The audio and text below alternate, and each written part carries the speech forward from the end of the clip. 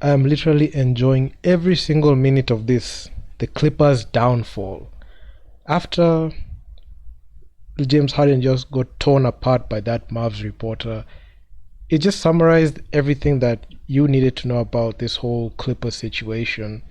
And even looking at what happened after James Harden left the Sixers, you could see the rise of Tyrese Maxey, and he has become that second star that Joel Embiid needed.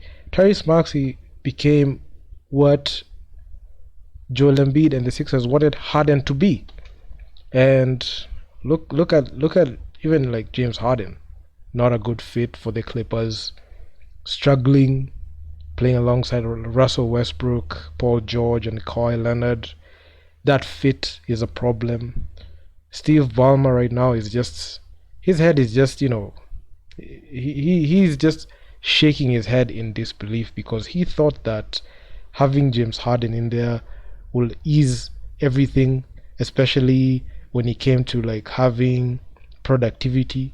But trading away Robert Covington and Nick Batum, and also like just losing that front court and losing that defense and that depth in the front court and bringing in an offensive weapon and the redundancy in like having a big four that almost somewhat almost somewhat have the same productivity. I'm not saying Paul George and Kawhi Leonard don't have the have like that same productivity in scoring, but all I'm saying is you brought in another guard in James Harden to play alongside Russell Westbrook, and Russell Westbrook, I love Russell Westbrook, but looking at the way he just found himself and he was just accepting that role, that team role that he was given by the Clippers. He's on a vet minimum contract. He just wants somewhere he can play consistent ball and just have be a person in that rotation. James Harden, he came up with that 35 million deal that is expiring, and man, just disrupted the team chemistry. And I'm just happy. First of all, I don't like the Clippers. That's number one. I'm a Laker fan. Anything in the Los Angeles Clippers, not even the top. They're not even top five in the best teams in LA. So I don't like them at all. And it's not because James Harden is just that's because I don't like, what they were doing, especially in 2019 when PG and Kawhi Leonard when those two joined the Clippers, there was so much hype. They said that they're gonna beat they are the new team in LA, and that time the Lakers just did that blockbuster move to get AD, and all for from that time till now, 4 years down the line, I must say the Clippers have really, really been underwhelming. Number one, when they signed those two, there was that struggle with load management. Even the league has just cracked down on that issue, and it has been a journey it has been a journey for them to be able to like try to find a way to win a championship, even to try to be a contender. They had a very different squad at that time in 2019. They choked a 3-1 lead in the bubble against the Denver Nuggets, and the Lakers went on to win the championship. Paul George, he re-upped in 2020, 2021. Kawhi Leonard, he re-upped that time in 2021.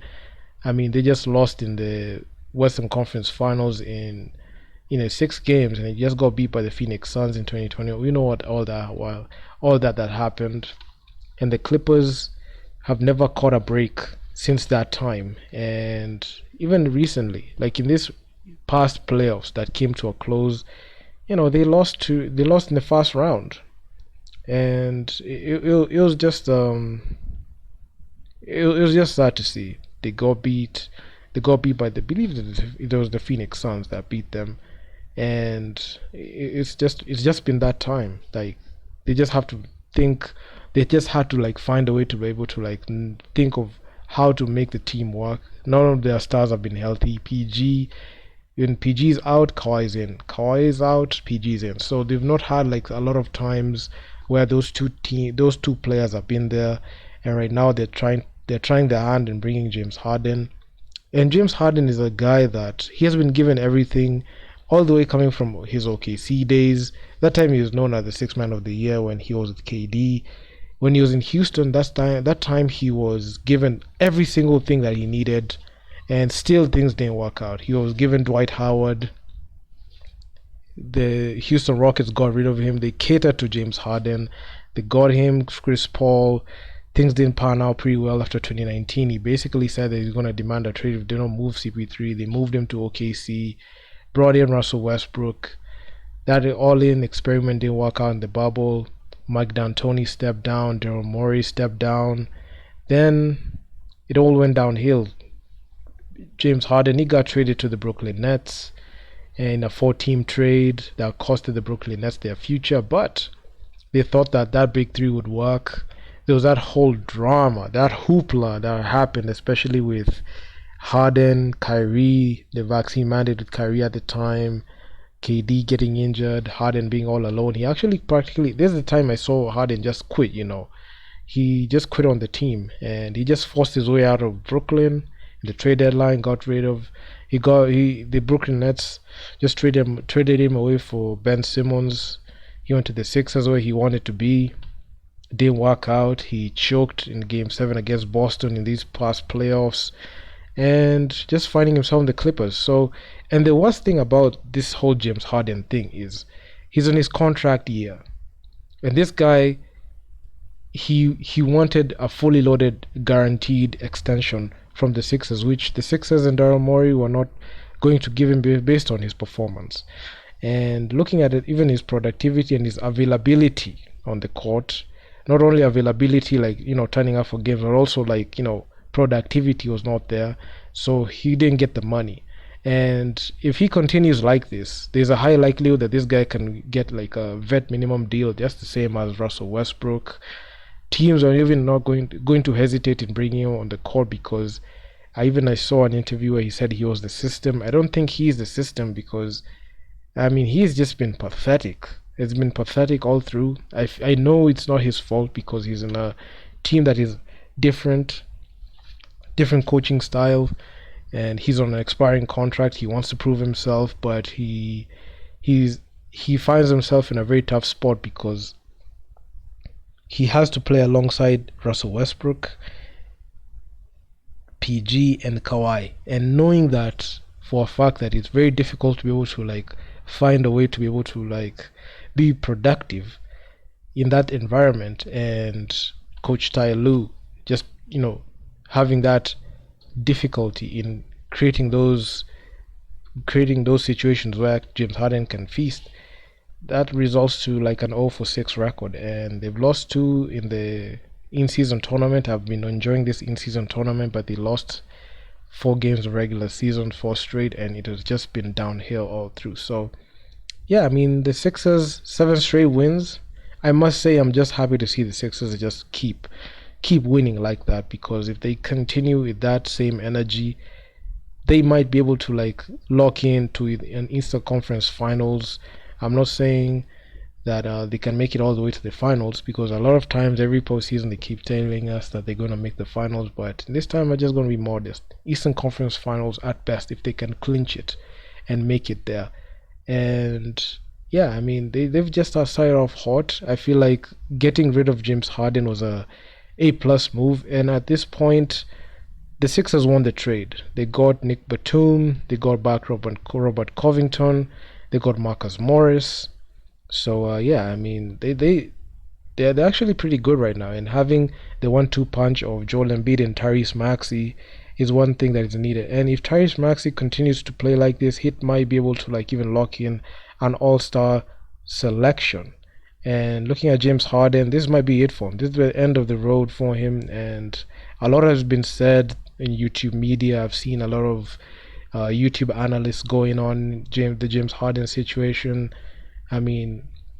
Also the NBA mainstream media have gone in thoroughly on James Harden. I just don't want to reiterate what they have said, but honestly, if this man doesn't figure it out how to be able to define and become a complementary player, or even come off the bench for the team and focus on the team's success and trying to be that person that can be able to create plays to make the Clippers get to the West Finals, or even the finals potentially in the tough Western Conference, it might be it for him, because given the fact that he's on a $35 million expiring deal, getting that type of money in this off season, even when he wants to go test the market in free agency, a lot of GMs are just going to like look away from James Harden because he brings in some undesirable characteristics, especially in these Houston days. This man, after games, he just goes out and parties, and you just even question like their mentality, because are you sure that this is a guy that we can trust,